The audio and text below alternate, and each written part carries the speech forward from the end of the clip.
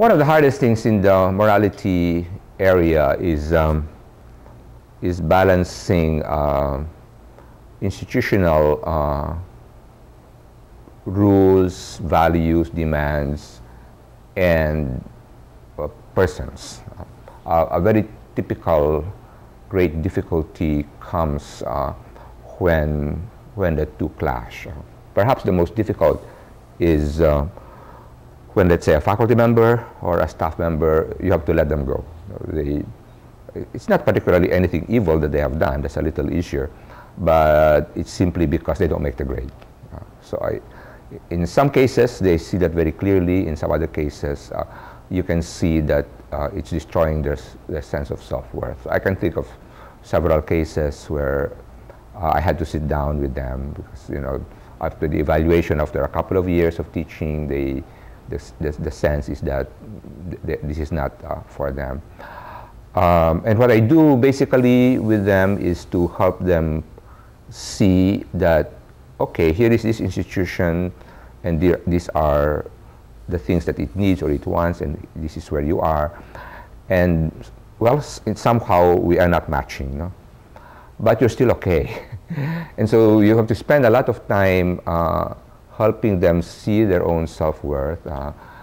It's partly what one says, but it's partly the whole affect and the time that you take. I often have several sessions with them. Anyway, my goal ultimately in such cases is on the one hand to uphold the values of the institution if they're correct. Sometimes they're not correct, but if they are.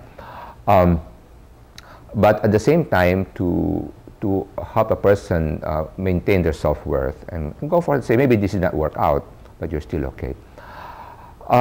So in some cases, of course, it's more clear-cut. They really did do something wrong.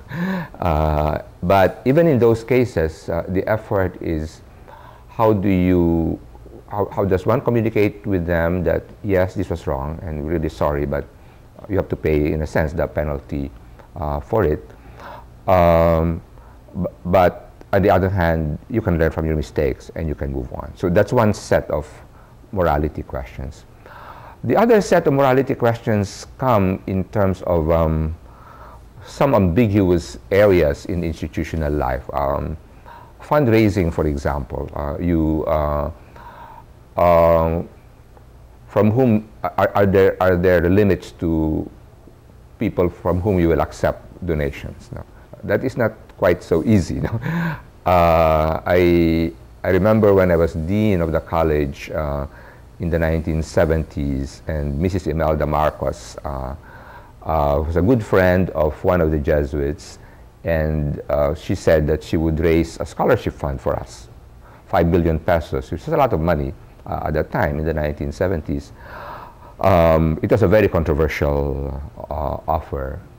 And so there we had to weigh. I had to say, all right, many of us don't like her. We don't like what the dictatorship is doing.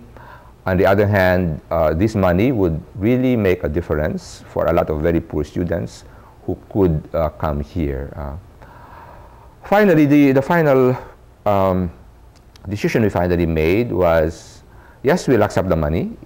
We will make sure that it's put in a separate trust. We'll make sure that it basically goes to poor students, and we'll assure everybody that it's not that there's going to be no trade-offs, and we're not going to be doing things that we wouldn't do otherwise for it, because of it.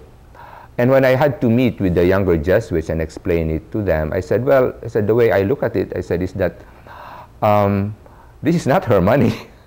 It's the money of the people of the Philippines. We don't owe her.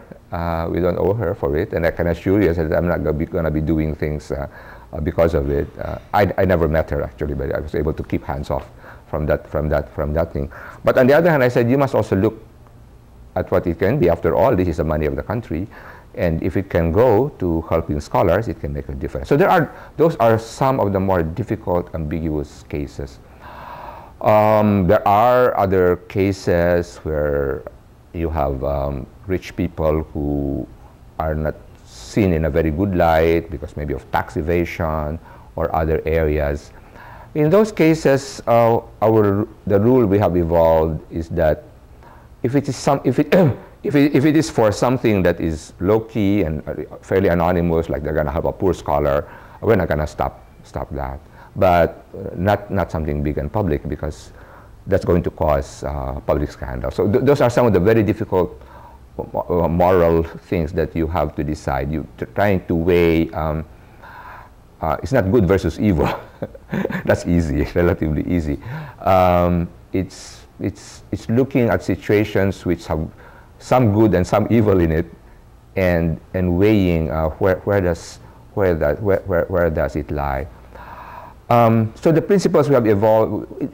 Essentially, what has happened is we we have gone through fairly long discussions on it. The Board of Trustees meets and discuss them. We actually have a committee that evaluates. We pass it through several moral theologians, the guidelines, and eventually, in situations that are really delicate, the guidelines are formulated by myself and the Jesuit provincial, so that it's a fairly official position.